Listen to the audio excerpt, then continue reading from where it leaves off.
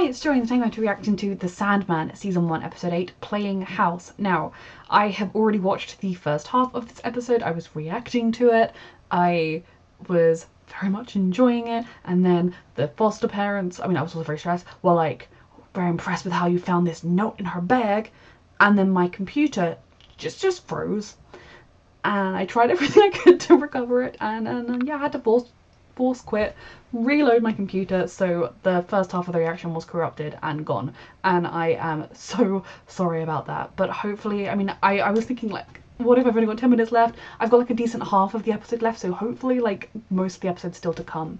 My main thoughts at this point, in this exact moment, are devastation, because there was a second where I really thought maybe he'd got the note in the bag and the social worker would see it, but then the Corinthian walked in, and so I was like, well, obviously everything's gone to hell because, you know, he's walked in, he's going to kill the social worker and figure out where Jed is, and maybe that'll save Jed from the parents, but it's not going to save Jed from the Corinthian. And then also trying to work out if the reason he's not able to access the dreaming is because he is linked to, because the nightmare has kind of hijacked his sleeping, because clearly his dream became a nightmare, and what her motive is there, and if she's linked to the parents at all. Also, Rose looking out for her brother, I love. She was a kid when they got separated. She needed to live her own life, and trust that the world would look after her brother, and it didn't. And then I loved Morpheus and Rose, the way he was just like, yeah, great, we'll work together, we'll team up, and Matthew, and they had a chat, and that was everything. So, ready to go jump into the rest of this episode. I'm so sorry that it did the weird freezing and we lost half of the reaction. I am cursed with technology, but let's go. Literally, this still of his face is where the thing froze. And I'm back to stress. I almost want the nightmare to find him, is how messed up this is. I don't really, because I feel like he's even worse, but everyone's looking for Rose and her brother. Namely her brother.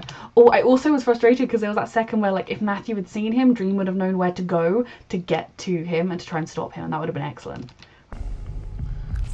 Oh great, he does eat the eyes. Try to become a writer. But maybe it's like you in New York. I hope not. No, I mean, you haven't even tried to become a writer. You have this house.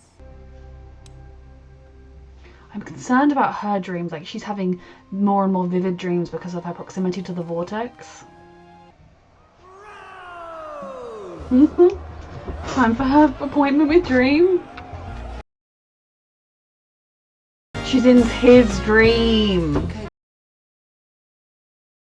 You're in someone else's dream, sweetheart. This is not... Or nightmare, more like. Yep, you are skipping through dreams, sweetie. This isn't fun, I know. Rose? They're all gonna be like, we dreamt about you last night. Find your own path. Yep, there's her sign. Our journey has indeed been long, Miss Barbara. Is a dream vortex? What is it for? What does it do? I confess there are some questions to which even I do not have an answer. She's at home here. That is what most people seek when they dream. Home? I have dreamt of all sorts of TV shows and what whatnot. for Jed? When Jed dreams, he's a superhero. Oh, please help me. This is their house. That was where the kids were in his dream. I'm not about to let that happen. Why is she so attached to him? He's found us. Would he recognize Rose? Oh, King of Nightmares! I am the Sandman. You are the Sandman. Is that what she told you? Your master. Stay back. Maybe Rose should talk to him. Hurt you. Mom? That is not your mother, Rose. No. Rose? Yeah. Is that you? Oh. I've been looking for you everywhere. You to tell me where you are. Where do you No, Where do you this live? is a dream. When you wake up, where will you be?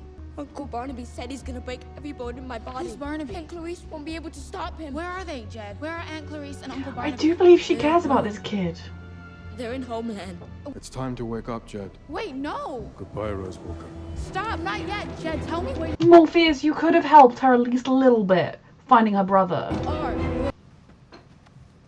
Fuck off. I hope the nightmare kills him and doesn't hurt Jed or Clarice. She's enabling it, but she's terrified too. You're expecting someone. So if you can choose to be here, maybe you can choose to stay. So is he real? Is this his heaven? Or the Think about equivalent? it, we can have What is happening? You're having a dream pregnancy? Yep, Barnaby and Clarice.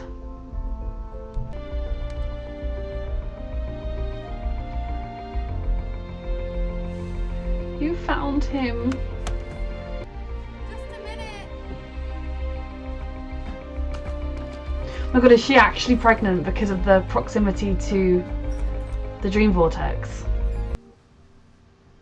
Whoa. But her husband isn't here. This is very messed up. Sweet in a weird way, but... Oh, this poor baby. Rose had just found him as well. You abused that suffering to build a dreaming you could rule. I had no wish to rule. You became his mother in it. I merely wished to be a dream, and not a nightmare. To Choice is not yours to make. It We should do not be. choose to be created, nor do we choose how we are made.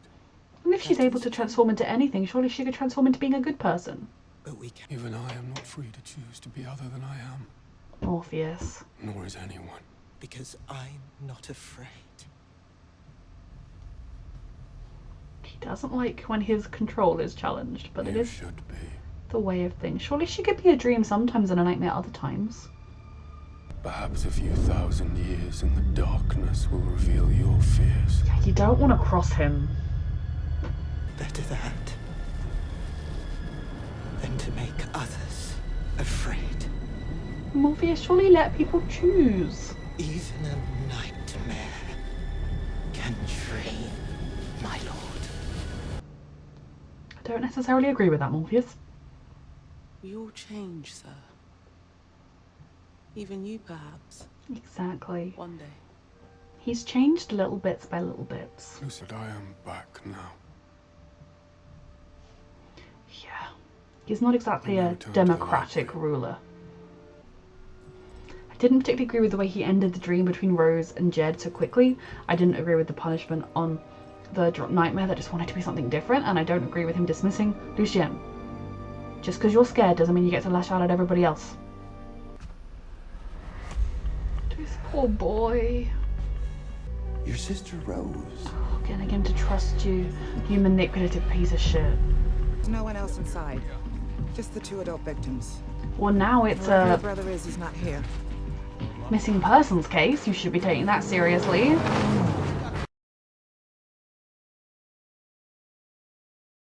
Why did you get in the car with this strange man, my child? I mean, your life wasn't exactly wonderful to begin with, I suppose. Okay, so I'm really sorry the first half of this episode got swallowed up by the technology gods. But things are moving. Now, this episode was one of my least favourite Morpheus episodes, which, given that he is an eternal, endless deity type figure, obviously he's not always going to make decisions we agree with. But I do think they were kind of decisions in keeping with his character, but also reflecting some of his personal weaknesses and some of his kind of... He doesn't want change, he doesn't want to admit that he can change. We saw that in the episode with his friend, where he was like so insulted at the concept they could be friends, but ultimately he came around to it. And I think that why shouldn't a nightmare get to be a dream? And if for some reason she has to be a nightmare most of the time, she can shapeshift into literally anything. So she could do like every other night she could be a dream. It was a pretty brutal punishment for someone that actually was just genuinely trying to help a kid. Like maybe giving him a full life in a dream isn't quite the same. And obviously Jed's circumstances were absolutely terrible. The concept of a social worker phoning ahead of a surprise visit just is so stupid. It's not a surprise visit if you announce it in advance. I know there are planned visits, but the idea of being like, oh hey, I'm going to surprise you with a visit. Whereas if she just arrived, knocked on the door, she'd have seen some sign of the locked door to the basement. Did she look at his bedroom at any point? It's a mess. But I also understand that systems like that are very much overworked, underfunded.